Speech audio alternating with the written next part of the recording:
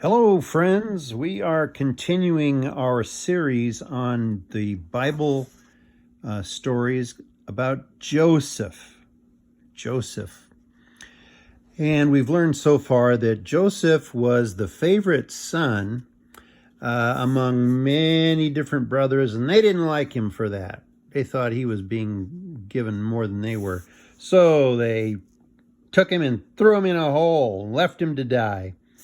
But then they thought, hey, why get rid of him? Let's make some money on him. And so they sold their brother to some traders. Then the guy that buys him turns out to be a very powerful man in Egypt. But then the guy's wife is causing problems, and Joseph gets thrown in prison.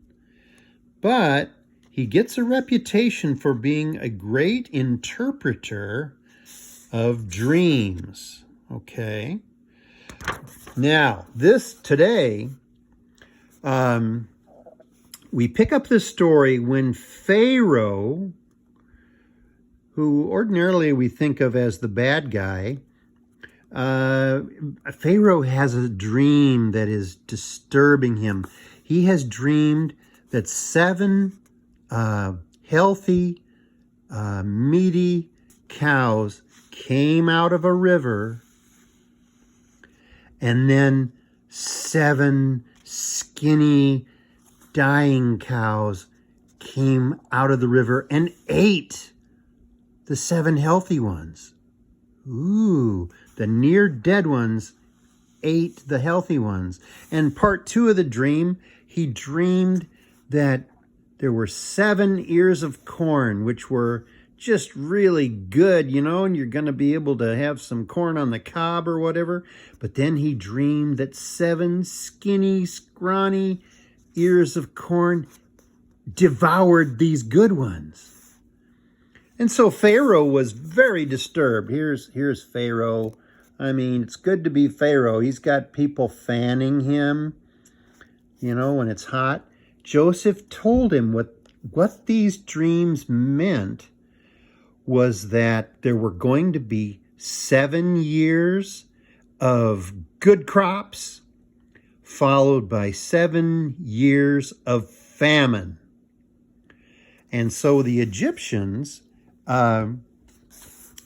put Joseph, they got him out of prison and put him in charge of dealing with the situation. So for 7 years, the Egyptians under Joseph's rule stored and planted and harvested and stored more than they normally would, so that when the 7 years of drought came, there was food. See these stored grain?